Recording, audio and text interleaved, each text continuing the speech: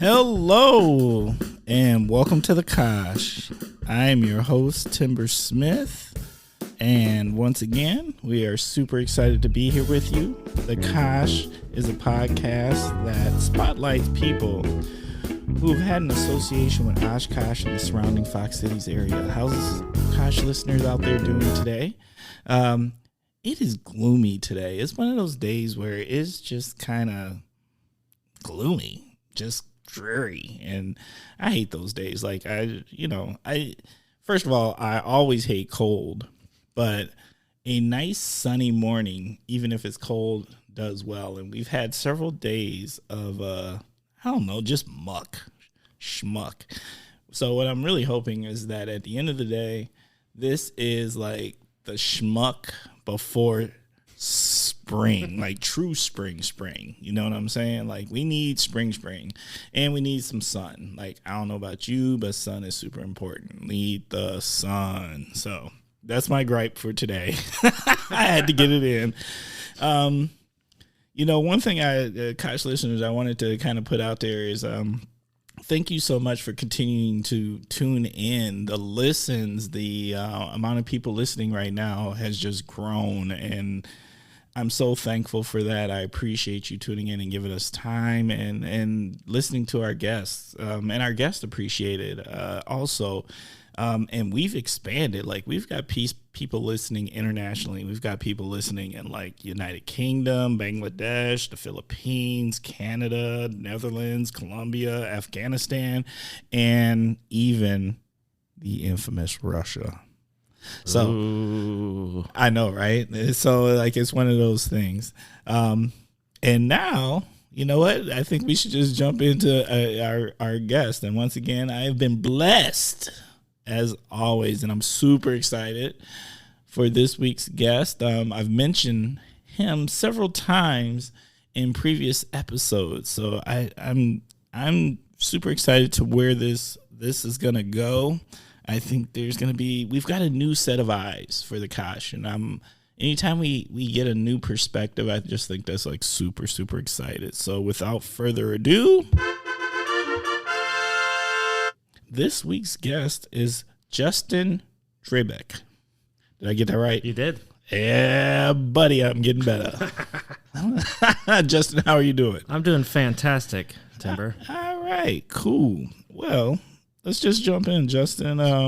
Can you please share a little something about yourself, and what is your association to the Kosh? A little something about myself. I am a writer, and I put that in quotation marks because, any gig like that, you're like, oh, what have you written? You're like, okay, well, a lot of online journalism, so and mostly horror related. I wrote for some TV at some point back in my previous life, like 6 years ago. Lived in Los Angeles. Now so that's cool. Yeah. And it was a lot of fun. But then I've just sort of been on a journey through life, and my connection to the Kosh is my partner. She went to college here and met her in Portland, Oregon, and one thing led to another. She decided to move back here, and I, love my life, so I'm going to follow. You followed. And I followed. Yep. Okay. And it was also a blessing, though, because I was able to go to Northern California a little bit, spend time with my 90-year-old grandmother. Ooh. For like a month, which was awesome. Hey, so what's grandma's name? Rita. Can we send a shout out to Rita? Oh, yeah. Shout out to Rita. Yeah. She's 91 now, so, and hey, look, I think when you get to those points in life, you got to celebrate that. Heck yeah. And it was awesome because I was able to like hang out with her and actually have conversations with her. I'm actually wearing my grandfather's wedding ring, and then my partner wears the ring that fit her perfectly, which my grandma's from like 1952. Whoa. So it was just like, it just feels it was just wonderful to be able to sit in like this, but with your grandma who you don't really spend a lot of time with, even if you live in the same city. It's just like for family gatherings and stuff, and we hadn't. She was in Northern California, and I was wherever I was, either Southern California or Portland, Oregon. And so to be able to spend a month just one-on-one with this human and just be like, okay, we became friends, and it was wonderful. So, oh, well, that's pretty awesome. So let me ask this. what was the best knowledge that grandma kicked down to you? Really, probably relationship advice, I'd say. Just basically, like, you're never going to always be happy. But if you have someone around who you just want to, like, be around, that's it. And, like, that, and there are a lot of cliches. She is a 90-year-old Republican lady who I love to death. I'm not a Republican. I'm not really a Democrat, so I'm sort of outside of the political spectrum. But just having her be there and to be like, yeah. And just to hear stories about her and my grandpa that I would never know. Right. He passed away in 2019. So just to hear that and to hear her still be so in love with him and like, just it was a beautiful experience. Do you know how long they were together? Since 1952 till 2019. Jesus. Yeah. That's a long time. That's a long time. Well, yeah, you're going to, I hope that's love. It is. It is. If you were the person that long at the end of it all, Especially because he had Parkinson's at the end and like was really like, there's like pretty much she was at 89, a caretaker for him. Right. In her mental capacity. She was a nurse. And for her career, so I think the mental capacities were just there, but it was just awesome to like hear these stories like from when they were like my age to like teenagers, like getting to know each other. I found out some gossip that she was dating 2 men at the same time. Ooh, scandalous. Yeah. Bruh. So it was wonderful to hear these and then my grandpa, obviously, not that it's a competition, but like was married to her, and I'm here because they were, and that's just how life works. But yeah, legacy. Yep. So that is true. All right, so you moved here. How long have you been here now in the Kosh? In December, and I was coming to visit, and then I was going to go back to Northern California for a little bit, but then it just was just like, you know what? And I was going to move in March. That was the plan. But like all plans laid out, you throw caution in the wind and you say, you know what, that plan doesn't really matter. Bruh. Facts. So I was like, it wasn't really a conversation. It was sort of just like, well, I'm here, and then it was like, sort of like, obviously there's been a lot of conversations, but and we were at this place on Jefferson, and now we moved recently to our own place. So now I'm on a lease. So I'm like, this is awesome. Let's go. Yeah. Okay. And so the reason I'm really excited about you as a guest is because you're a fresh set of eyes. Mm-hmm. So, so far, what have you, without jumping further ahead into the show about things you might cover, how do you feel about your transition? Love it. I love it. I really do. And one, it's because I'm with this person who is amazing, but more importantly, like, there's just something different about Wisconsin in general than other places, and then I think Oshkosh even separated from Wisconsin. I just am really engaged in, like, I'm doing a play now, and I'm meeting people through the Oshkosh Players. I'm helping out the Time Theater. I'm just doing all these kind of things that are like really cool and art specific, but also just hanging out in bars, talking to strangers, and like I read books a lot at bars, so people always have to comment on that. And I'm like, I've always done it. It's what I like doing. I like having a beer or a harder beverage than a beer and like sitting and reading. But also then it like sometimes creates conversations, not in the typical way like, oh, you're going here to read a book to pick up chicks or whatever. Like, no, that one kills me. Yeah. And it's like, no, I'm actually here because I want to read this book, and I have this weird thing where I set page limits for myself in a day. I do that for writing a little bit. I fail at the writing goals all the time, but the reading goals I always hit. I'm like, I need 100 pages today, and I'm done. So that means if I had been working all day, I go to the bar. I'm like, well, I've got a job to do. I've got to get 25 pages in. Once I get that done, set it down. But then it leads to conversations and leads to cool things. And I just remember I go to the Varsity Club a lot. I'm not shout out to the Varsity Club, the best bar food. Well, second best bar food in Oshkosh. What is the first? Oh, Pete's Garage. Oh, yes, 100%. Yeah, yes. Pete's hard to beat. And it's not that other places don't have amazing food, as you've heard in other episodes, but Pete's Pizza's hard to beat. Pizza's hard to beat also because of the whole gimmick that they have, and it's run so well. Like they have that list of like basically like you should be somewhere else, don't be here. We're not going to give you good so it creates like a little environment that's like playful, friendly, and then the food is really good bar food. It is, and then quality. Varsity's also really good bar food. Also, very, very good. Inexpensive. Like there's other places you can go that maybe will have better food, but like for like quantity, taste, and time spent, you're like, I kind of like this cheap. Yeah. I'm a cheap bar food guy. I always have been. I'm not gonna lie. I don't like bougie bar food. I like true blue bar food. Oh yeah. I will say this just because we're on the bar food topic right now. I will say that I did make a late night trip to one of the gems of Oshkosh late night bar food, which is the Trails Inn, the infamous but wonderful chili dog. Oh yeah. That thing there. I believe that they have some chemist came up and made that thing able to literally soak up alcohol.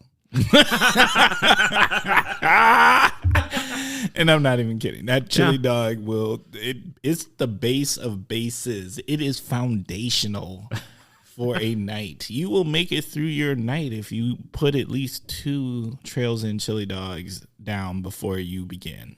Yeah. I can't argue. I don't know if I've had it, but I will. I'm turning I will now. Yeah, I'm definitely telling you that's within the realm. Yeah. All right. Well, Justin, that's awesome.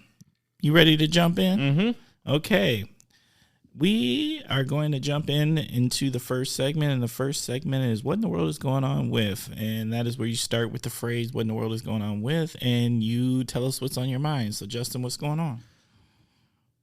What in the world is going on with the incessant need on the internet to comment on everything? Like, it drives me insane sometimes. Bruh.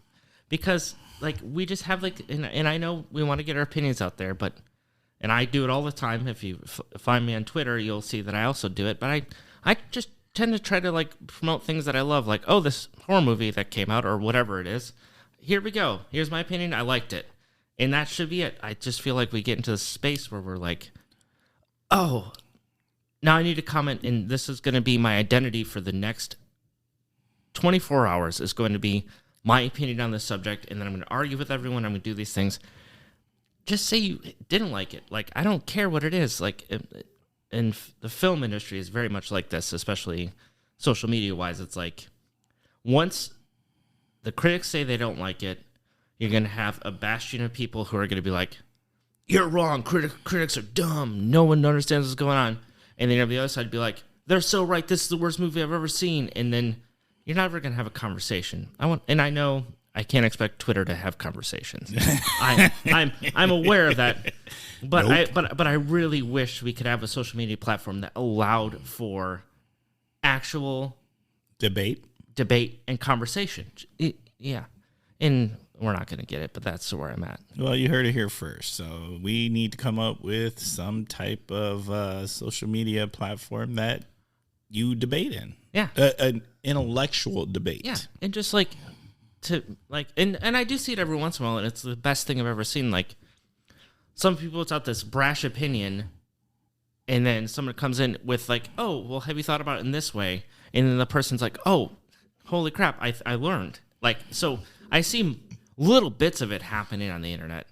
And I know this, and I know it's a pipe dream because it's the internet, and everyone wants to basically get on there and be like, this is the dumbest thing I've ever seen or done, and that's all I care about. And then other people are like, it's the greatest thing. It changed my life. And, and then instead of that being like, okay, cool, you have that opinion, it's life. So it's like, well, your opinion's wrong, my opinion's right.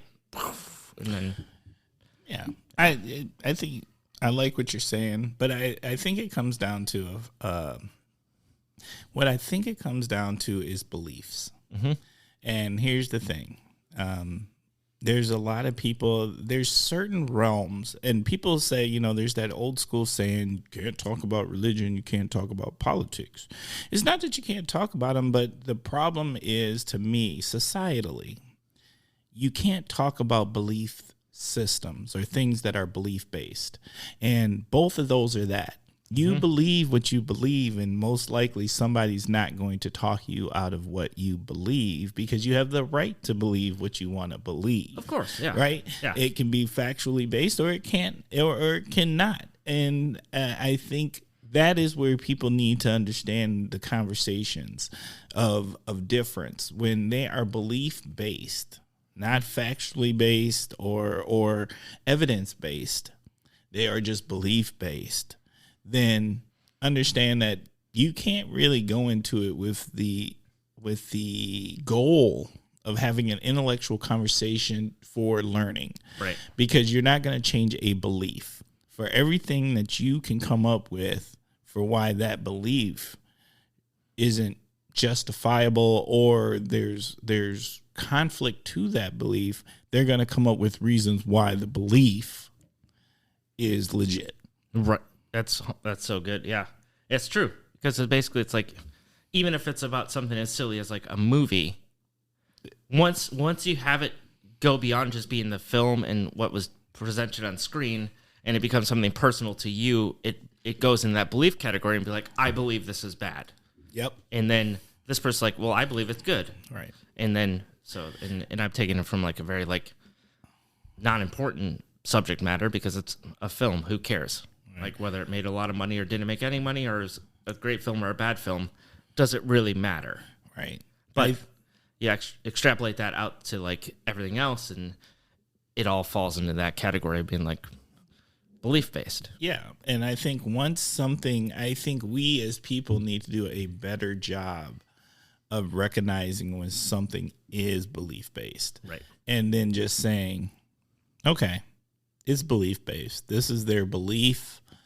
I'm going to say what I got to say and just let it sit there, and have no expectation whatsoever.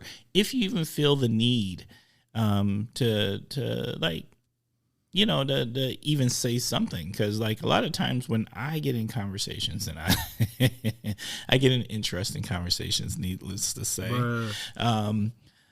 when once at the point that I understand it's belief driven, I usually back up and go to a place of listening, because then I just want to understand the belief. That's what I do too. That's what I try to do. I can't always do it, because sometimes people say things I'm like, no.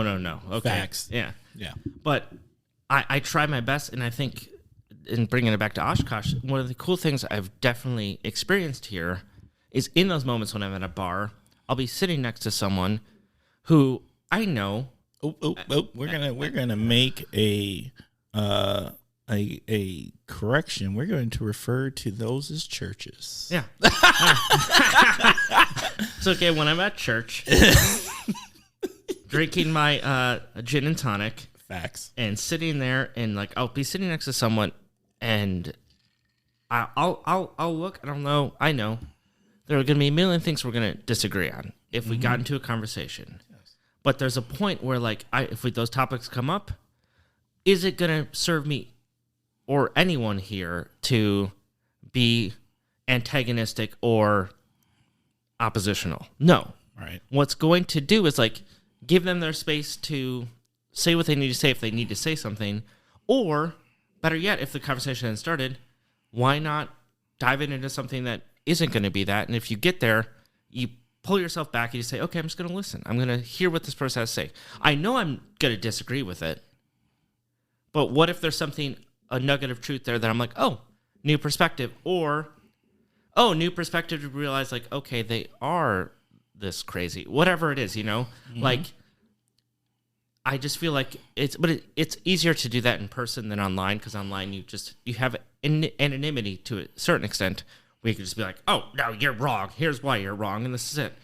But it's like, I wish we could do that, because have that sit back and be like, okay, yeah, I listened, and I think that's a valid point. Yeah, I said valiant. I guess it is valiant as well.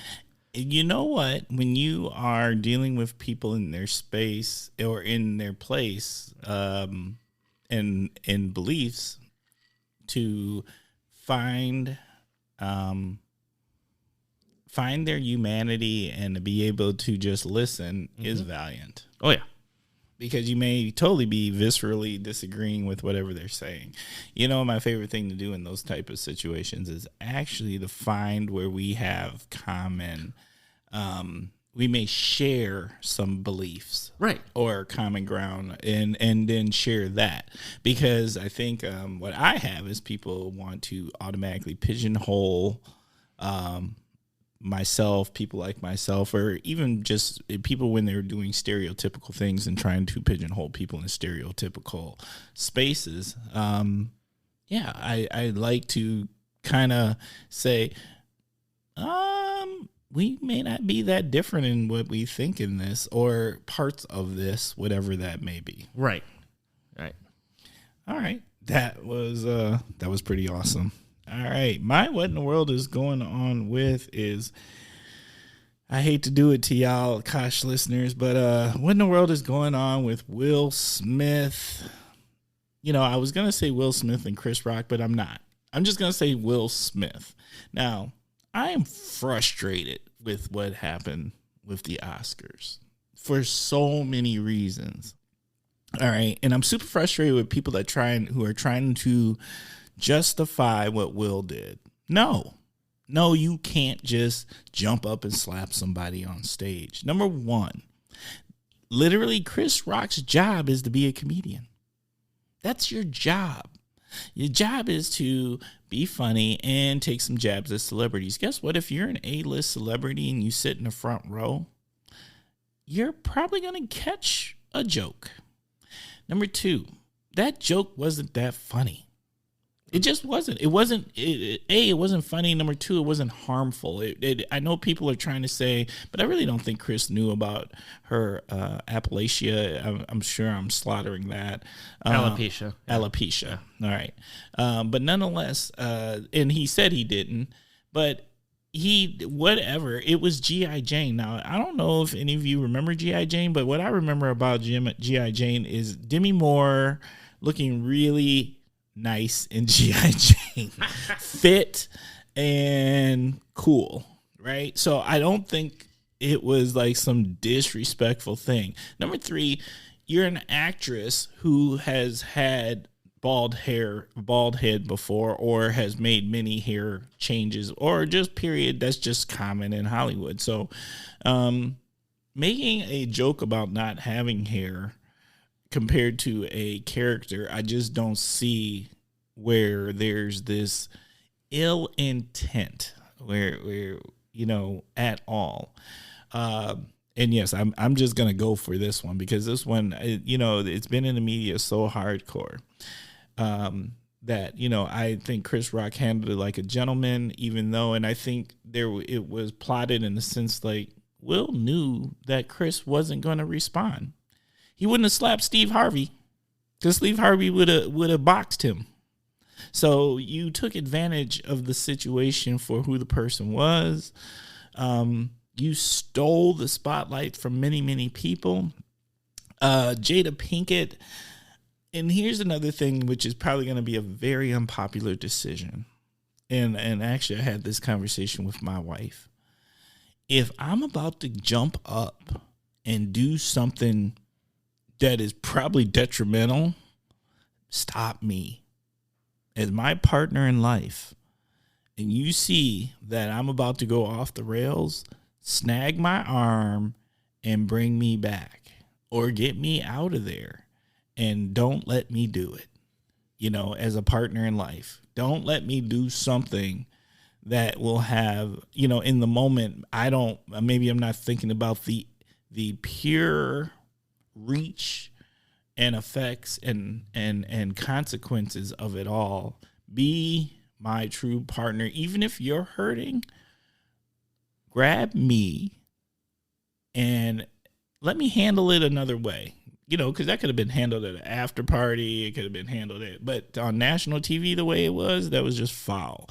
So that is where I am at with it. It may not be the most popular opinion. I'm I am siding with Chris Rock on this. I think Will Smith was bogus on this one, 1,000%. I'm mad at Jada Pinkett too, because at the end of the day, she gave him the look like you need to do something about this. Well, not then. It didn't have to be then. All right, I'm sorry. Yeah, I went hard on that one, Justin. Justin, go ahead. What you got? I'm not going to have too much of an opinion here because, one, I didn't see the event. Two, I've tried to avoid as much of the controversy about it because I feel like I don't know, maybe things in the world going on a little bit more important than even the Oscars. But I guess I hear your perspective. I don't know if I agree with it because I haven't really done due diligence or research. I have seen the clip where Will Smith is yelling at him after, like, to keep my wife's name out of your effing mouth, keep my wife's name out of your effing mouth after it happened. Right. I felt like that does everything that Will Smith intended to do with the slap even better. Like, you could have just done that if you're already going to be that vocal and intense and filled with, alopecia is a pretty intense thing. And it can have some serious consequences. So to have it be joked about, yeah, you're right. It is Chris Rock's job to be up there to tell jokes and to sort of poke fun at celebrity. That's the point of it. He did it with Javier Bardem right beforehand, basically being like, you better hope you don't win that Oscar because if your wife wins, you're going to have a bad night. That's also not a good joke. Neither of those jokes were funny, but it was just sort of interesting the way it all played out, and I don't really care, which is a thing to say, but it's not that I don't care. And I think people should have opinions on it. And I think, violence is never good. But also at the same time, heated moment. Chris Rock said, hey, you know what? I made a bad joke. I'm sorry. Will Smith apologized. I feel like it's just going to be over. And the fact that it's taken up so much of our attention, I feel like is it distraction? In my weird conspiracy brain goes, is this just some sort of weird distraction to be like, hey, remember we have the celebrities who are more important than us and they're having a tiff. What's going on in your community? Oh, I don't care. I'm focused on Will Smith slapped somebody on live TV. Yes. Was it the right thing to do? I don't think so. Did it happen? Yep. Is it over? Yep. Are we going to move on to something next week that's going to take over the cultural, zeitgeist of oh, now I need to comment. It kind of goes back to what I was bringing up. It's we're going to comment, argue. And I could sit here and be like, oh, well, I think Will Smith's right. But what is that going to solve? Nothing. Yeah. Because I'm not Will Smith. I'm not Chris Rock. I'm not Jada Pinkett Smith. I don't really know the inner workings of any of it other than what I know, which is luckily, because I'm pretty good at avoiding things, because I'm just I don't care about the Oscars even. I didn't care this year. I do feel bad for the people who won an award right after, because I feel like that Questlove. Yeah, Questlove. It sort of sucked the moment out of there, of that. But even I did actually see Questlove's speech, and it was wonderful and great and awesome.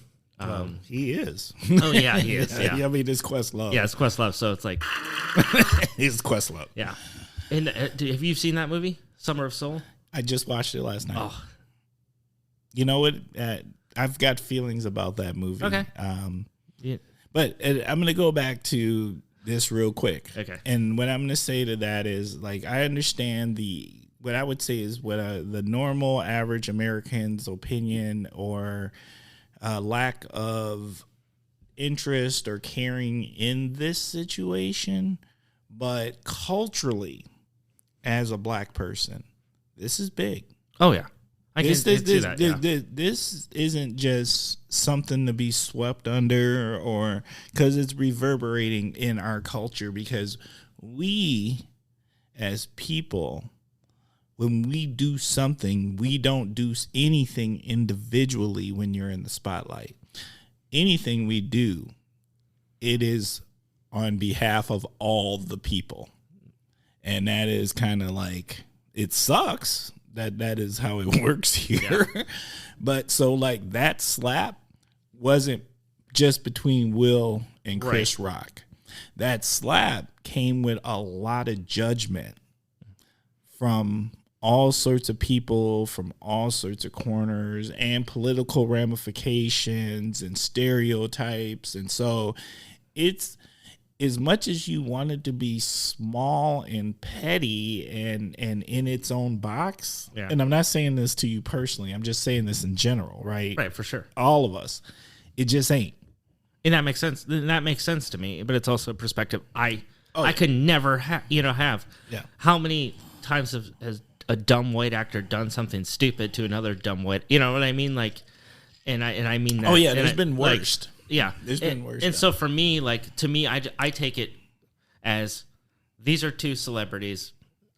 I've enjoyed both of them at one point in their careers, right, but they don't impact me personally. So like, to me, I'm like, I don't want to sit and have to think about this or look at this, but I understand your perspective, which comes from a different one, because sadly, that's just the state of the world. Like this has an impact that I will never understand. I can't ever pretend to understand. I can listen and hear you, but on a core level of my being, I didn't see it that way. I saw it as like a dumb event. Yeah, absolutely. Well, it was a dumb event. It was. All right. Hey, I think we've given that enough air and space. All right, time to jump into the next segment. Next segment, word association. This is where I say a word and you tell me what's on your mind and we talk about it a little bit. Okay, first word, food. Pizza. Ooh. Always. Always. Oh, it's a stereotypical answer, but it's my go-to. It's like, give me some pizza. Bruh. Have we found a favorite pizza spot? Not yet. We're working on it. Yeah, we're every pizza I've had has been good. Honestly, like had Devin Ratch and Debs. Yeah. Enjoyed that a little. Like if I'm gonna be honest, a little too cheesy. Oh, you said it out loud. Yeah, I did. I said the quiet part out loud. A little too cheesy for my taste. But really good. Yeah, it is. It's a good pizza, but I have the same problem. Yeah. It's a little too cheesy. And Dr. Benzi's, which is one of my favorite pizzas, is along that lines too. Okay. But it's still good? Still good. Oh, very good. I've not been there yet. It's one of the ones I'm going to go to. You know what? I'm going to get... Okay.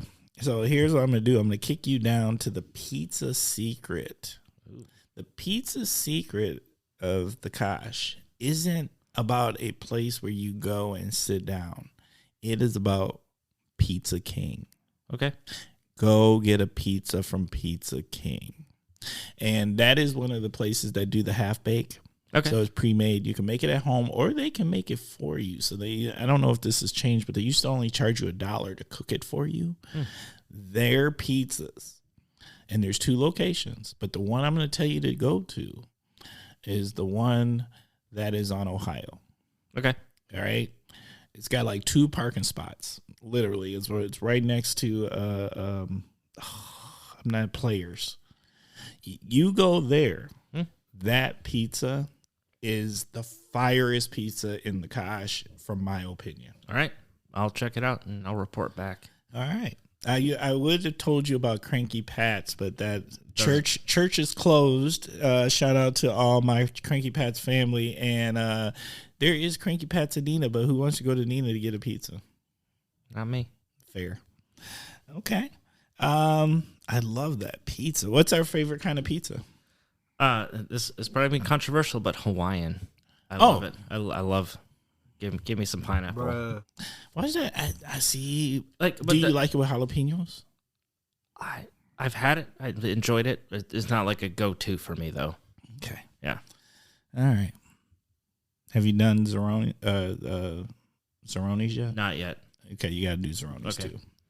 Thai pizza. Okay. All right. Cocktail or beer? I am a gin and tonic fiend. Ooh. So, but I also enjoy a nice beer. Like, so I'm both. When I go to the cocktail area, it's not really a cocktail. It's just like 2 ingredients, and then that solves my. in Wisconsin, 2 ingredients is a cocktail. Yeah. Because, if you start getting more than 2 ingredients, there's a lot of establishments that might not know how to make it. Fair enough. Yeah. Yeah. Fair enough. But we do Fish Friday every Friday, and our go-to is old fashions to start, because you got to, you have to, and then it's a lot of fun. Oh yeah. Okay, so you really are acclimating into Wisconsin well. Oh yeah. All right. Well, thanks to my partner. I mean, yeah. It's pretty much like, but it's also, she's really about the history and sort of like keeping sort of that the culture of Wisconsin alive, which is like very community based and very like, okay, here we go. We went and volunteered out in Chilton at the nature reserve there and did Pancake Sunday sort of a thing where like I was in charge of coffee, which it was funny because that's what I do for my job here. But it was just funny because it was cool though. It's because it's like seeing this community, like you're making pancakes and it's like a pancake breakfast thing, and that happens other places, but it doesn't happen in the same way. And I can't quite put my finger on what it is about Wisconsin in general, but it just feels different. And to have that tradition still be alive and to have that community thing still be there is like really impressive in 2022, in my opinion.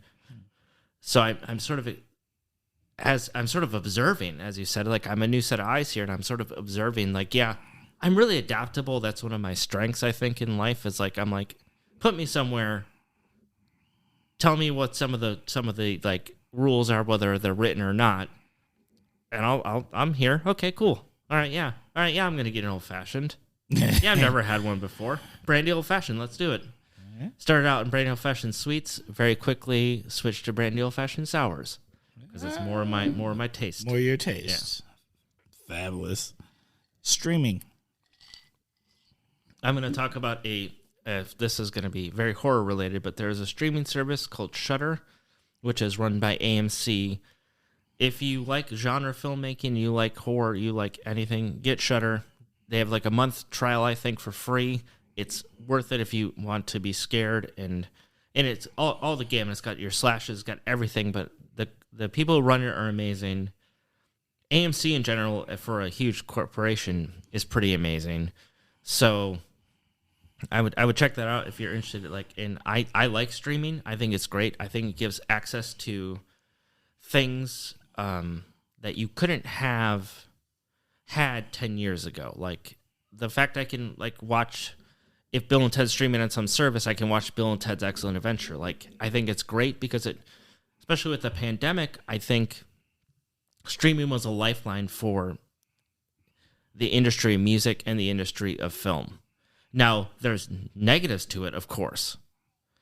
Are artists being paid for their album that's going out fairly? All these things kind of play into effect.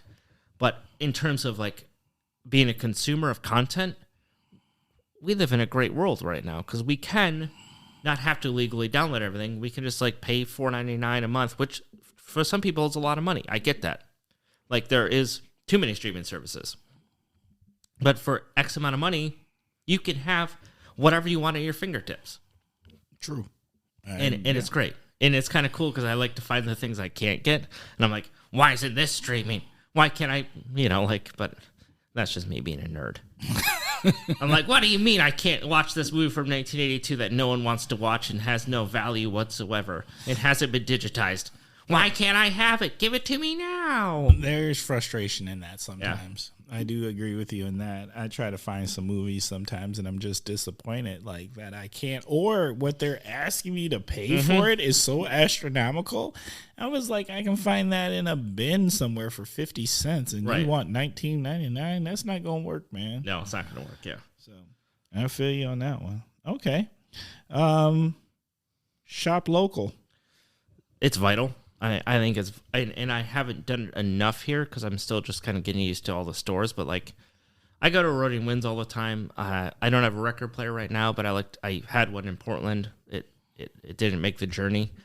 But I sort of flip through there all the time, and I'm like, oh, I'm gonna buy this one day. I'm gonna buy this one day. Like I think to have, and I think Main Street here is amazing. There's just so much cool unique stuff that just doesn't exist in downtowns elsewhere. Like I'm not quite sure how it's working, but it's apparently working. I know a lot of the bars are owned by the same people, so they own like I own this bar, but like there's a lot of cool things there that I think people need to take time to appreciate, because it's just walking down.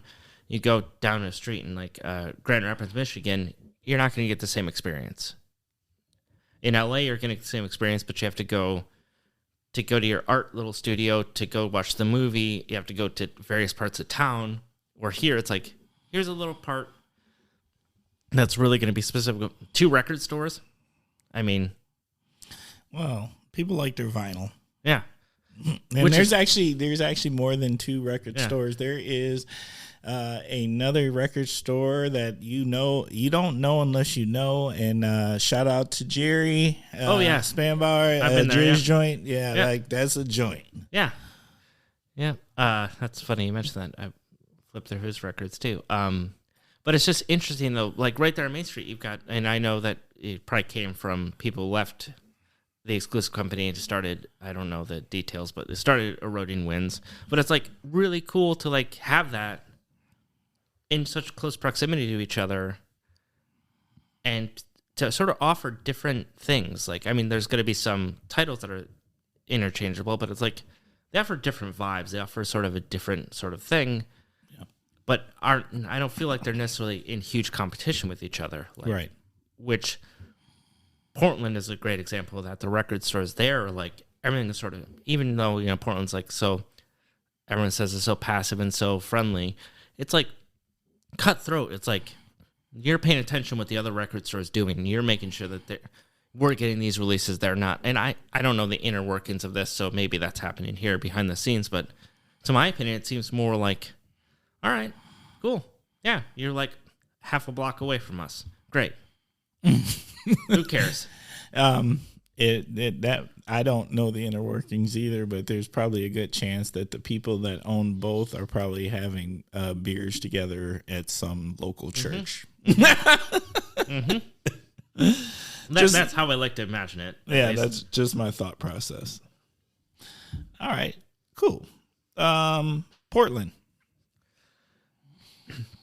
Oh boy. Portland, I thought was going to be my home forever. I really did. But watching it sort of change over time from, I'd say, often I lived there from 2009 to 2021. So it's a long time to like watch a city sort of change and grow. And can't wait to go back and visit. I don't think I could ever live there again. Ooh. And, yeah. And I don't know. I mean, I had a great time. I met the love of my life there. So all these things are like going to be grateful for Portland for the rest of my life. But I just feel like in LA is the same way. And I lived in LA a lot less. But like when I was there, it's like there's things I want to go do, but I can go visit and do them. Like in Portland, I never thought it was going to feel that way because it kind of kept on drawing me back. But, you know, not to get too like spiritual or esoteric, but it's like I felt like it was drawing me back for a reason, and that reason is the same reason why I'm in Oshkosh. So, I feel like I just sort of being able to be adaptable and sort of go where I need to go allows me and be open to possibilities that I didn't ever think about. I never thought I'd be back in the Midwest, but here I am, and right now I'm recording a podcast about Oshkosh. So, yes. Here we are, and I love Oshkosh. So, but Portland is great. It's changing too much, and it's changed way too much in the same way gentrification hits any area.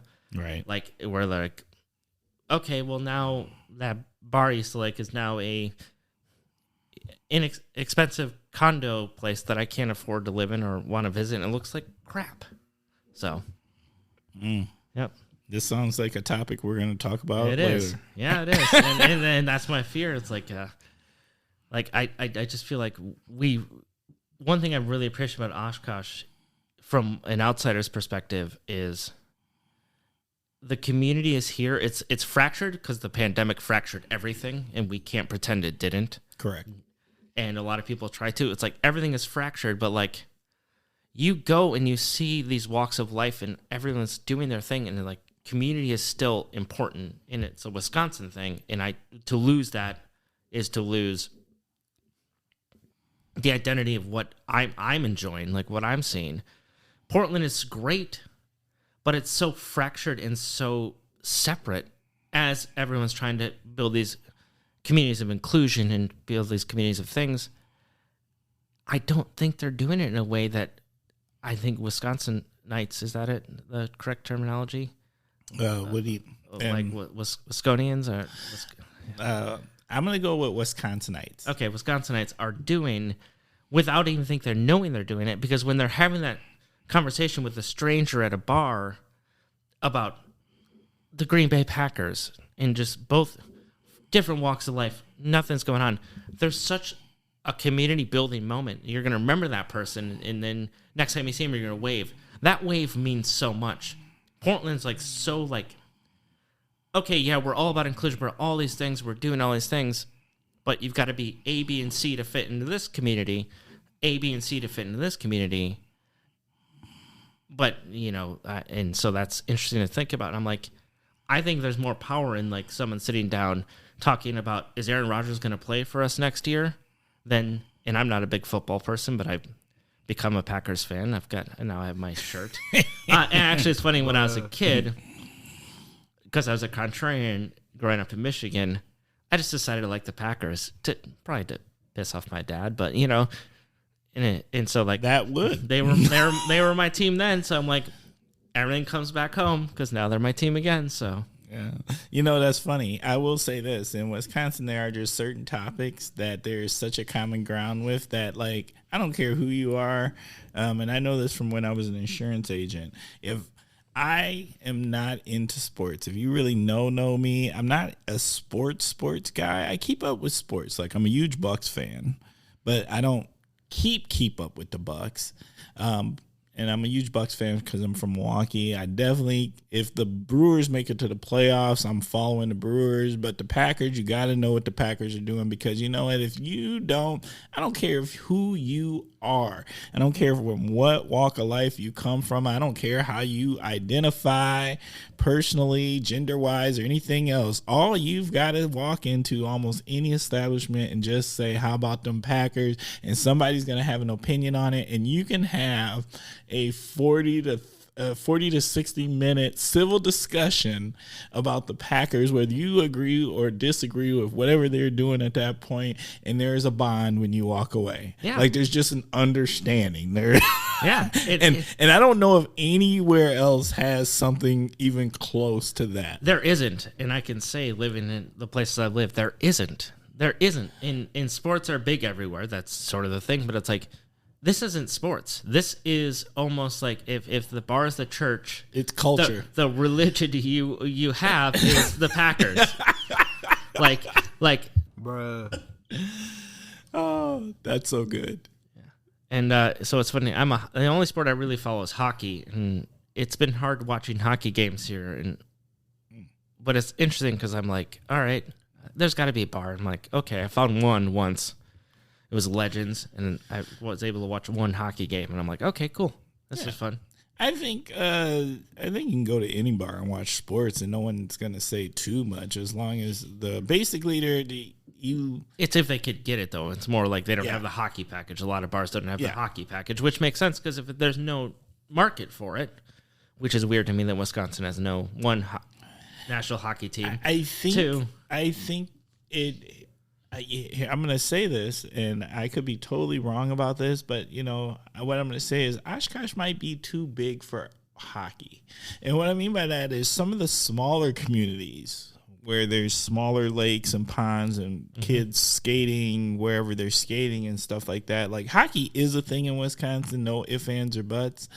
But I think some of the smaller communities, smaller cities, smaller towns and stuff like that, like, I bet you could easily go places and find hockey spots. Oh, yeah. But it's more like watching the National Hockey League. It's like, I don't get why Wisconsin doesn't have a team. You've got teams, and this is one team as a kid, another contrarian thing. Anaheim Mighty Ducks were my hockey team. Because of the movies. No lie. Bruh. No lie. But so it's funny, and then that's transition to the Pittsburgh Penguins, but it's like, why do we have like teams in Arizona? Like Wisconsin has, I mean, granted, I'm being a contrarian because I'm the one who's like, oh, I love hockey, it should be everywhere. But it's like there's no Wisconsin team, but there's a team, there's 3 teams in California, 2 of them in Southern California, and 1 in Arizona. Yeah, and they don't even have snow. Exactly. So I feel you. All right. Community. The most important thing, I think, in terms of everything, it's community is. I think it ties right back into what I was talking about. It's like I see it here, and I see the fracturedness of the pandemic. Which you go in any state, any place in this world, we're still fractured. We can't pretend we're not fractured. We can't pretend that this thing didn't happen, still is happening.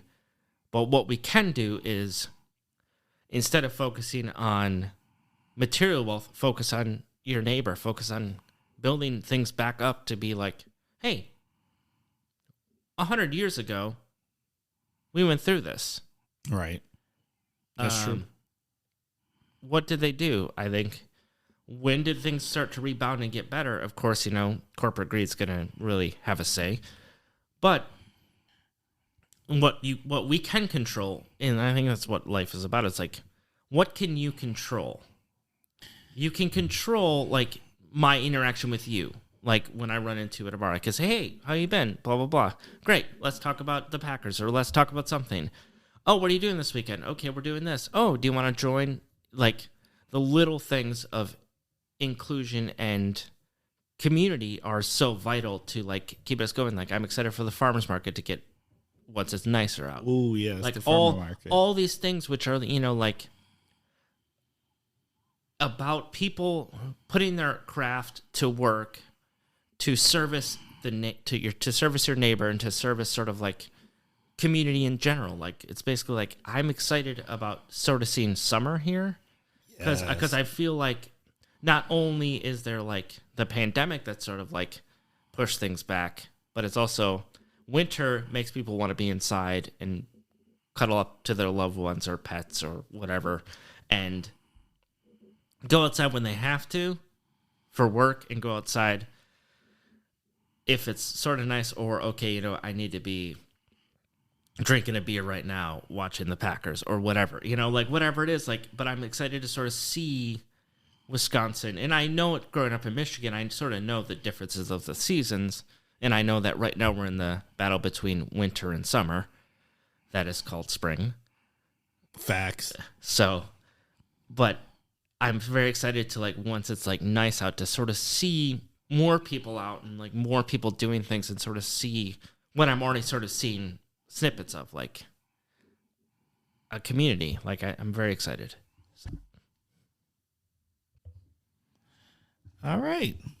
I think we're ready to jump into the next segment. The Kosh Hidden Gems. This is your opportunity to share some hidden gems or a hidden gem that you have found in the Kosh, if you found any. This is kind of a unique scenario since you are new to the area and transitioning in here, but maybe you found the gem of all gems. So, well, coming from me, the first thing I wanted to know about was the Time Theater.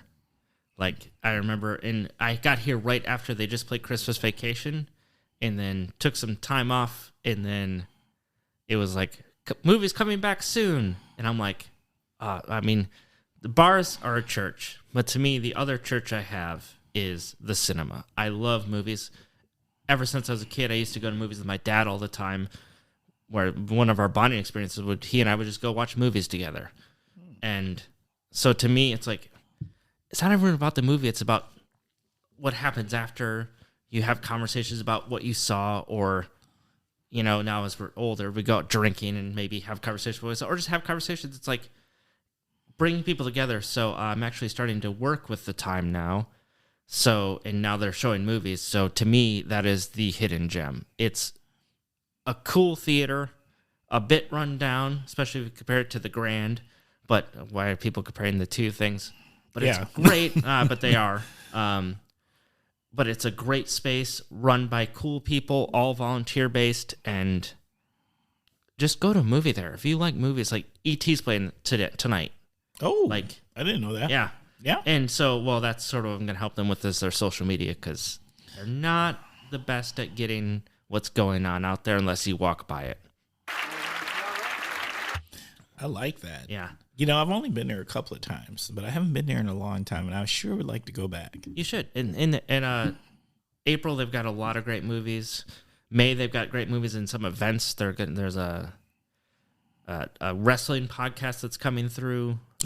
Eric Bischoff. I don't know if you know who that is. I do know. Yeah, so his podcast is going to be there because they're doing the WrestleCon thing here. I mean, as a kid, I was way into wrestling. I sort of lost interest over time, but it's always sort of piqued my interest because it's theatrical, and I sort of like the storytelling a little bit. Me too. I just call wrestling. That's like male soap opera. It is. That's what it needs to be, and it's always been. Right. But like, you know, it's interesting that so yeah, his podcast is coming. That event's available. I think it's May 20. I can't remember. I should know that, but May 26th, I think, is the date. I'd like to go. You know what? I would like to see another podcast do podcasting. Yeah, and it's live, and then maybe one day you could do the Kosh live there. You know? Yeah. Well, I mean, you know, hey, look, the Kosh is going to be mobile this summer. Ooh, yeah, that's awesome. We actually have the ability. I've got a power pack, and I think this summer we're going to be recording, and you're hearing this here first because I hadn't shared this with a lot of people, but I think we're going to be recording in Menominee Park right there, like next to the lake. That's awesome. It is. It's going to be pretty fantastic. Yeah, so I think, you know, but I think in there, it's such a cool space, not just for the movies, because it's a venue too. Right. Like it's gotten away from the venues, I think, but they're going to come back with events. Yeah. But bands playing later this month. Just, you know, I should probably have more details. I should have a little sheet with actual information, not just like, I think it's on this day, go. Have cash in pocket. It is cash based though, so like. Well, Justin, luckily, you know what we get to do. I'm going to assume that the Times has a website or some social media, and what we can always do is we will put links in the podcast details and notes. Yeah. So we'll connect the people. Yeah. And so I'd say to me, that's been my partner knowing me. She's like, this is where you need to go. You're going to love it. And then we're kind of getting bummed because it looked like it wasn't going to do anything. We're like, oh man. And the second I went there, it's like, I'm home. Like I'm home. Like the movie theater's always been my home. The other one that I left for a long time was the stage. And so speaking of the Grand, I'm going to be in a play at the Grand on May 26th, 27th, and 28th called Drop Dead. So, and that was also my partner. Saw an Instagram post like auditions, and I was like, as a kid, I auditioned for stuff all the time. Never got any roles, except for in community theater. But I was like doing like weird commercials, auditions and stuff. It was gross. But one the cool thing was like to re-engage with my love of acting and theater has been really cool, and that wouldn't have happened in Portland. That wouldn't have happened in LA. That wouldn't have happened anywhere. And it's happening here for me, and I'm meeting these cool people, and I'm very excited to do it again, which I never thought I would. So a lot of things have happened in my life. I'm like, so that's another thing is I think Oshkosh players put on what I think are good plays because it's pretty professionally done so far. From an outside perspective, there's some things I would change, but that's anything. So, yeah, but I'd say the hidden gem I found first and foremost has been the Time Theater. I like it. Okay. What's the Kosh need? In my opinion, what it needs is really a more spaces where... Hey, let me just let you know what's going down because we can't go through any episode without sharing the fact that Bosco, the podcast dog, is sitting here licking Justin's face. This is true. and trying to just take over the podcast. Yep. So, excuse me, buddy. So basically, I think one of the things that it needs, in my opinion, Bosco, Get over here. Sit down. Yeah. You sit down there. You can sit there. We can hang out. Yeah. I'm recording. You know what that means. You've heard this before.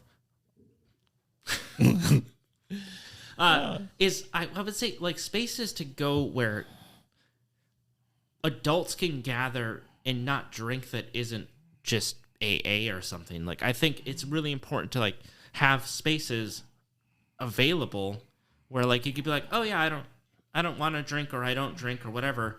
What can we do? And I feel like Wisconsin is very like, you go to a bar, like, and I just think it'd be cool to have more community-based events. And I love drinking. Don't get me wrong. So it's more just like I would like to sort of see. But once again, summer hasn't happened, so winter, wherever you are, even if you're living in Los Angeles, it's winter. It's sort of rainy. Right. I'm going to drink. So I think it personally in the Kosh, I think we got a couple of establishments, but we could have a few more. I think there's something big to be said for, and I didn't understand this until more recently with me walking up and down College Ave and going from coffee shop to coffee shop. And I like the coffee shop scene. Mm-hmm. I like chilling in it. I like the little mellow music they play in it. I like sipping on caffeine happiness. Mm-hmm. I love tea that doesn't taste like tea, even though I love tea as tea. And I know you are all saying that's too many teas. But nonetheless, like I've fallen in love with a tea called the London Fog. Oh, it's so good. Oh, it really is. And I'm going to a place in Appleton called, I'm going to slaughter this. It's Fika. It was either Zika or Fika, but I believe it is Fika. And I love their London Fog, and I've been going there and taking friends there more recently. So I do think there's an opportunity, not just for coffee shops, but tea shops or coffee tea shops, whatever that looks like. Yeah, and I know that there's some like art things, like there's the pottery place or the art thing I've never been in. Like, I think they're there, but it's just, I think more, like, I mean, New Moon is great right there. It is. It's fantastic. Shout out to the New Moon. Yeah. So there's, like, a lot of cool stuff you could do, but even then, it's just, like, still, like, going to spend money. Like, more events that would be cool to, like, and I'm sure they're going to happen where it's like, oh, this is free. Just come hang out. Like, oh, they have them. Yeah. And I think that because that also builds community without any pressure of being like, oh, I don't have any money on me or I don't have any cash on me. Like even the time, although Time does do free movies, it's like you got to have cash on you because it's a nonprofit cash event. Like, well, you at least want some popcorn. Oh yeah, you need it. But some days you go there, they make too much popcorn, you get it for free. Oh, no, little inside tip for the Kosh listeners there. Oh, like sometimes they don't because you don't know how many people are going to show up. Correct. So. Well, what I will say is I think you will be pleasantly surprised by what summer in the Kosh offers. I'm excited. Yes, it's good stuff. All right. Next segment, the Naughty/Heroes Corner. And this is your opportunity to place. Doesn't have to be a person. It can be anything. It can be a thing, an organization, a person, whatever, in the Naughty or Heroes Corner. So, Justin, what do you got? I'm going to go Heroes Corner. It's going to be very vague, but I think the people of Oshkosh. I'm going to put all of you in the Heroes Corner because I have been nothing but met with kindness, sincerity, and just like openness since I've been here. In ways I haven't felt, so I'm going to give just to the town of Oshkosh. There are good people here. There are. Very, very good people. I love that. That's probably, you know what, I'm going to have to say that's maybe my favorite Hero/Naughty Corner response that I've had. That's pretty cool. Oh, this place is cool, and like even this is cool. It's like I got this because I was listening to Leaf and Mike's episode, and then I emailed you out of the blue. I'm like, hey, I'm moving here. Your podcast kind of helped me get perspective on this place because I'm hearing a bunch of different people from all walks of life sort of talk about this place. I have no idea what it is. I know it's in Wisconsin. I know it's not, I know it's not like, it's one of the major cities, but it's not like the biggest. It's not Milwaukee. It's not even Madison. It's like, Correct. So it was sort of cool to like have this perspective, and like even you were so kind and nice and wrote me a nice email back like, hey, sorry, I just started a new job. Sorry I didn't respond. You have to respond. And I know you're trying to run a podcast, but still, you didn't have to. And now here I am sitting across from you having a conversation about this great place that is every day becoming more and more important to me. And I already feel like I'm integrating myself in the community, and I can't wait to do that more and get to sort of see all the ins and outs and eventually the things I don't like about it, because everywhere is going to have things you don't like. So, but... Love it. Okay, well, that rolls us into It's That Time. You know what time it is? I'll tell you what time it is.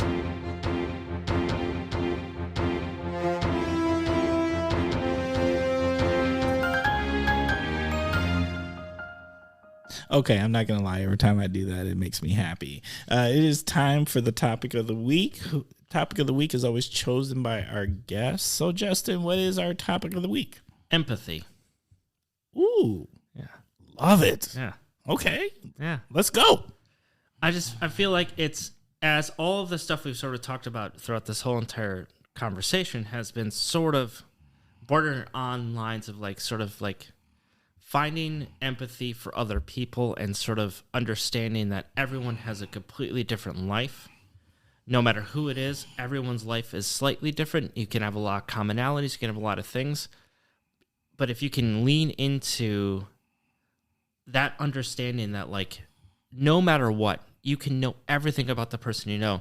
You're not going to know their whole life story because you're not going to know all the inner workings of their brain. You're not going to know what's going on. But what you can do is tap into sort of a connected point of being like, all right, I'm going to listen. I think listen is a huge part of empathy. I think being a part of a conversation and not an argument and just like having a conversation with someone, empathy leads to community, I think. True community, not just like, oh yeah, we're all community, but behind our closed doors, we don't really, well, I don't like Phil at all. It's kind of, like that sort of thing. It becomes more like, it just allows you to do it. And now there's a lot of people could describe what empathy is, what it isn't.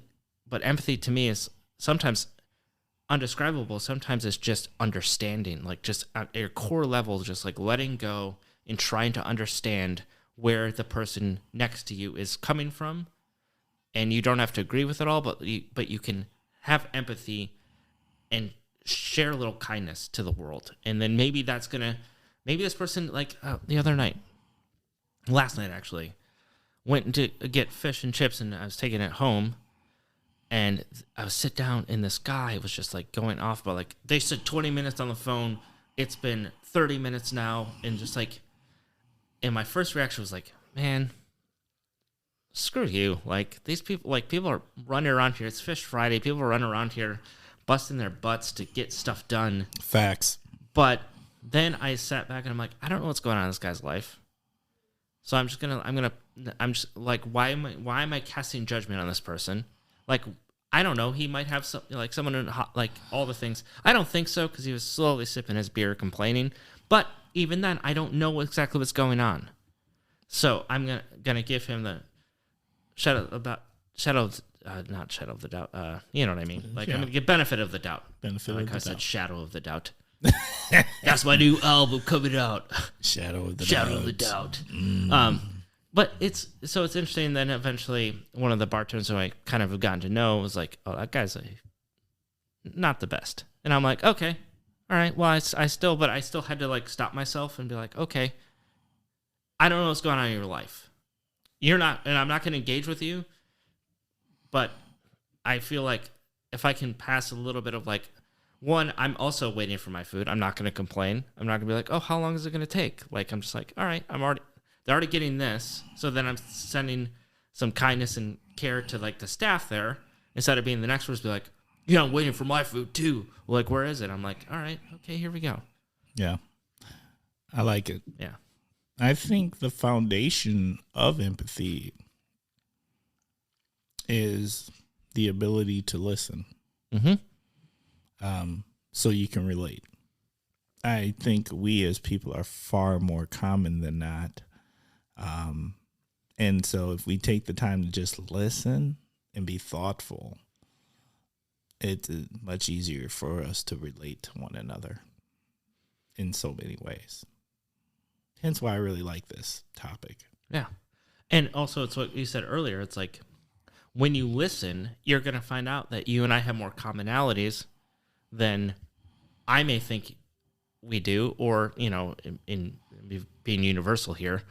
Like, if you listen to someone, you're going to find something most of the time that you can be like, oh, yeah, we may be on complete different sides of every issue, but we have this. What is this? And like, instead of wasting the time circling each other in arguments that neither of us are going to change each other's minds, Right. What if we talk about this for a few minutes? Yes.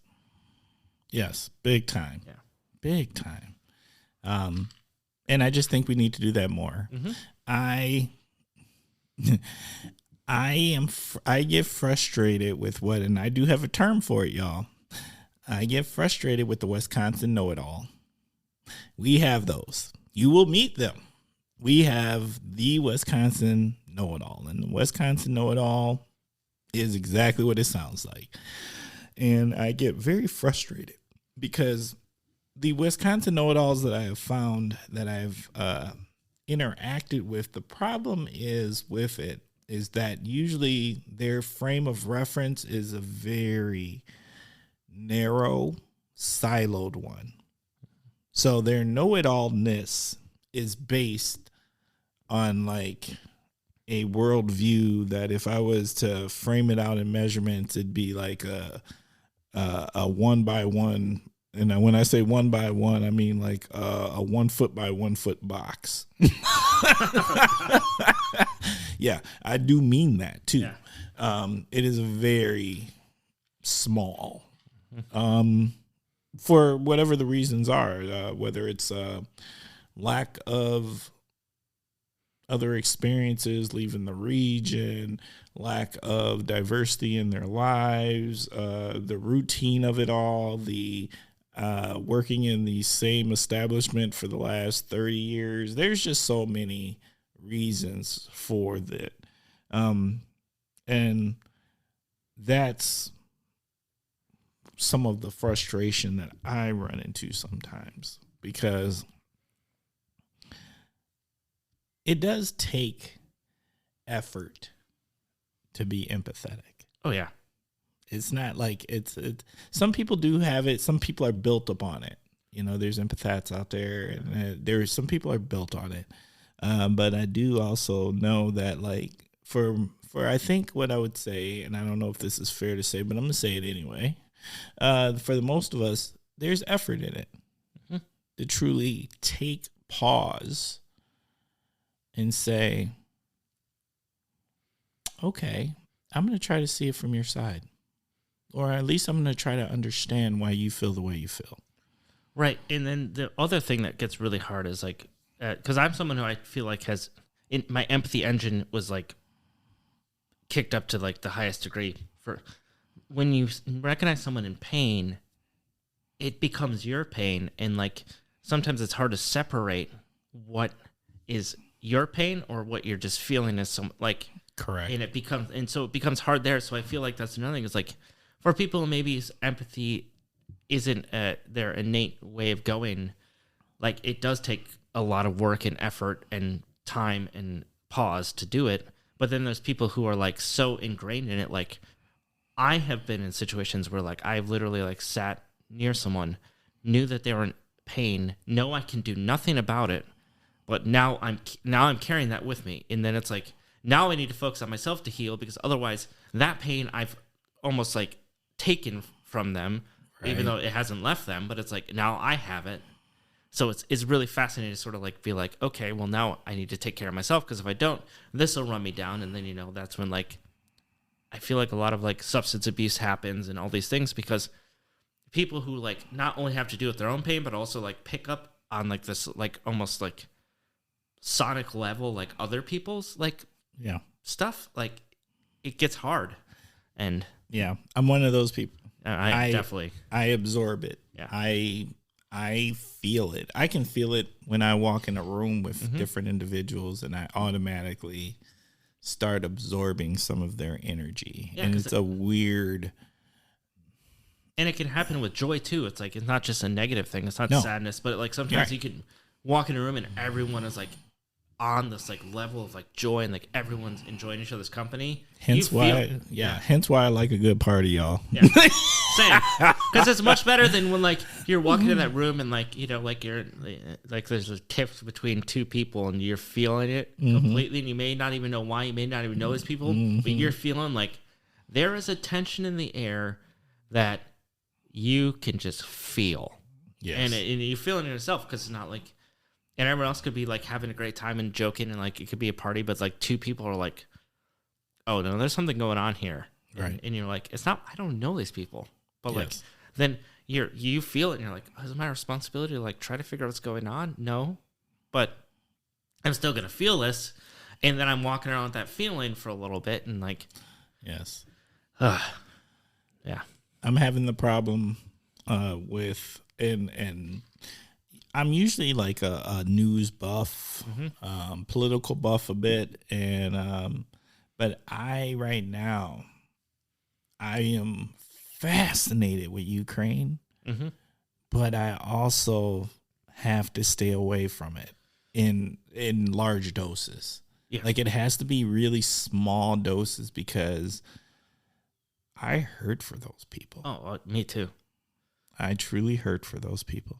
I hurt for those people too. I also hurt for, it's going to sound weird, but I hurt for the people in Russia who have nothing to do with this at all. Them too, yes. But they're getting lumped in because of what Putin and the government is doing. And now all of a sudden we're like, oh, I'm not going to, like, I heard this and it upset the crap out of me. I heard this person say, oh yeah, our bar's not going to sell vodka anymore. Like, because it's Russia, we're not going to sell. I'm like, those people have nothing to do with what's going on. And also, you're like going to kill business because people like vodka. Like, what are you, like, it makes no sense to me. Like, well, as a person who likes vodka, I don't know about all that, because Tito's will live, and shout out to Grey Goose. No. Bruh. But you know what I mean, though? It's like, it's such like a, like, narrow-minded view. Like, okay, Russia's bad. All of Russia is bad. Right. Everything about Russia is bad. Right. I'm like, no, like, that's not really how that works. Like, when we go to war, when we've done things, there are people here who dissent it and don't like it. Right. Like, so, and like, it's just so bizarre to me. And like, and so I definitely, my empathy is like for Ukraine, especially because like that's like just violence beyond like unimaginable. You probably are a little closer to it because you were in the military. I'm, I'm not, like, you know what I mean? So like, not because I was in the military at the time, that was not like Ukraine wasn't a thing, but I mean like, because of war. Like war, anytime there's war is horrible. There's no glory in war. No, there's not. There is no glory in the killing of people, whether they are combatants or whether they are innocent civilians. Right. There is no glory in any of it, no matter who the individuals are in any culture or nation or however you want to categorize it. Just is. It sucks. Yeah. And that's it. It sucks. And I wish that, I really wish that we would never have to have wars, because I just don't, I don't know if there's ever really, like, I mean, you could even say with World War II, yes, there was a certain point and there's a reason why this was happening and there's a reason why everyone got involved, but it's still so much sadness and so much like like the pain and ripple effects that it leaves on everyone is insurmountable. I hate that the ambition of very few is the consequence of many. Right. And that's what makes me angry. Yeah. Because the ambition of 1, 2, 3, or very few Right. is what destroys the lives of thousands and hundreds of thousands and millions. And who are you? Yeah, exactly. And then the ripple effects of that, like there are people who are still dealing with trauma from stuff that happened to their grandfather that, like, oh, Absolutely. and so it's not isolated. You can't just say, okay, well, it's done. No, absolutely not. Because it's not. And in some ways, it's never going to be done. And then it's how you process and heal through that trauma, whatever it is.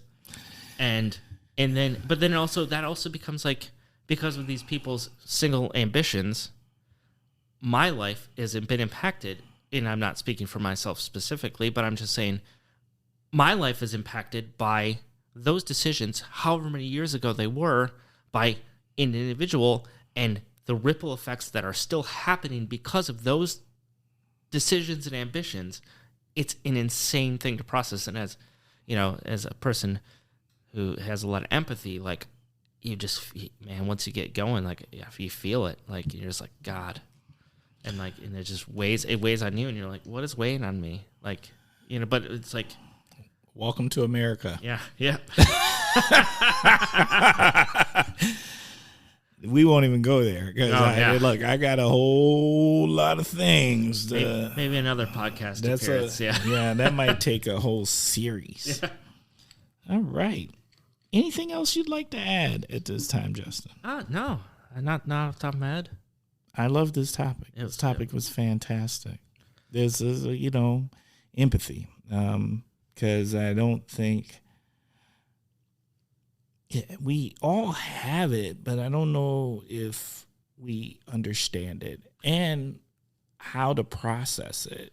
And therefore, I think it gets misconstrued or misdirected often. Right. And I guess that's another thing. As I will add this, even though you asked me and I said no, I had nothing to add.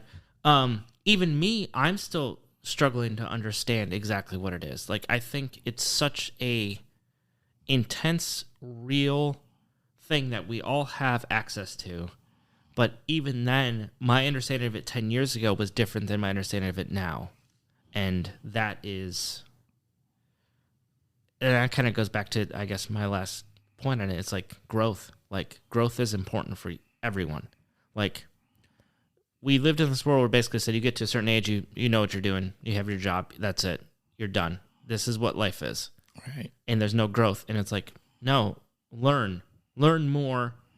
Admit that, okay, what I learned 10 years ago is no longer valid or useful to me. Maybe it served a purpose, but now I can grow.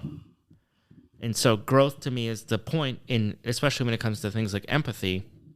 Learning and growth is everything. And when it comes to life, learning and growth is everything. Keep on growing, keep on learning. Put yourself in awkward conversations where you just listen, because maybe 99% of it's going to be gibberish that you're going to throw away. What if there's a little piece that you get and it unlocks something in your brain and you're like, oh, I never thought of things like that. Right. And allow yourself in 5 years to be like, oh yeah, that thing? No. Yeah, that was... But everything, I think, serves a purpose. If you look at life as a journey and you look at like you're on a path, there's so many different ways you could go down your path. But as long as you're growing and learning, I don't think you're going to do it wrong. Because you can't do it wrong, because no one can tell you what's right or wrong. Well, it's your journey. Exactly. So. Love it. All right. Well, we're going to move into the next part of the show, which is... Yes, this is where we start winding down. Once again, Kosh listeners, thank you so much for giving us time and spending time with us. I believe like this discussion here, It was fire. And it was personal. It was real. It was authentic. Please know we are a work in progress. We are always trying to make the show better. Do not hesitate to reach out to us. That is how we found Justin. Feel free to email us at askthekosh@gmail.com. Once again, that is askthekosh@gmail.com. I do try to answer everything. I would like to apologize to somebody out there because I'm not going to lie. They reached out to me and I lost your message. It was somebody who wanted to be a guest. So if you know who you are, what happened was I accidentally erased the message. So I haven't responded, so don't think that I ignored you. I just screwed it up, which I'm human, y'all. So once again, a special shout out to Nicole. I just want you to also know that Nicole, you know who you are. She is a loyal listener, and she sent us our first Ask the Kosh question over voicemail. And once again, I screwed that up too. I totally erased it. Or at least I can't find it. So here's what I need you to do. I need you to come back and ask me another question. All right, y'all. And since we're on that subject, you already know I've been talking about the fact that I would totally want to do this Ask the Kosh segment. Feel free to call us at 920-385-9298. Once again, 920-385-9298. Ask us something. Ask us anything. We will do the best to address it, or text it in even. If you don't want to actually call and leave a voicemail, text it to us. I will probably not lose the text. I just blame it on technology, even though I'm a big fat nerd. I try not to do the things and screw it up. But you know what? This just leads us into what I will call it, and all y'all know my favorite time of the show. It is shout out time. We love the shout outs. We got to give the shout outs. Justin, who are we shouting out? First and foremost, the reason why I'm here, Mel Floyd. Without her, I wouldn't be here on this podcast. I wouldn't be in Oshkosh, and for a multitude of reasons, the best person. And I'm so grateful for the journey that I'm on. And thank you to her. And then I'd like to shout out Sound Chaser Karaoke, which Trish does all across this great town of Oshkosh. And then Renee also does karaoke. I don't know what her karaoke name is, so I apologize for that. And then obviously the Time Theater. Please go. Just come watch movies. Come listen to people talk. Come watch some live music. It's a great space. It's struggling because of the pandemic, and it's trying to get back into glory, which it may have never had, but like movies are art, and it's not about the movie. Even if it's a terrible movie that's for free, come watch it and come hang out with us, and then go out afterwards and just get to know your community a little better. And then the Oshkosh Players, I've got a play coming up in the end of May. Drop Dead. It's going to be at the Grand. I would love for anyone who's listening to this to come watch me act and hopefully not screw up too horribly. I love it. That was a good shout-out list. All right, so for my shout-outs for this week, I'd like to send a shout-out to Carolyn over at the Fox Cities Foundation. Girl, you know, that is somebody who is wonderfully working hard and connected and just is authentic and real. Big shout-out to her. I'd like to send a shout-out to my team at the City of Appleton at Parks and Rec. There was something that popped up today, or not today, but over this week. And you know what? It's nice when, I work for a big organization, and it's nice when you can send out that email and be like, hey, y'all, this is, somebody brought this to my attention. How do we work together to solve this? And they're just like, oh, no problem. Whoop, whoop, whoop. And it was done. Like, they made it so easy. So I want to make sure, like, to those who are on teams, and my team is amazing. So City of Appleton, love y'all. They just made it happen. And not only that, it wasn't for me, it was for a resident of Appleton. So that just says they care super much. Shout out to my brother, Todd Moen. Hey, bro, miss you. always love. And shout out to John at Wisconsin Ukrainians. This is a gentleman here. He's a vet. He's a gentleman that has been working around Wisconsin with his organization to collect items and send things over to Ukraine, and just overall just going hard, working hard. I got an opportunity to have a really quality conversation with him, and I'm hoping I will have him as a future guest. But his insight to what's really happening over in Ukraine is it blew my mind, and I want to be helpful, so I wanted to make sure I shout him out and let John let us know how we can help at the Kosh here.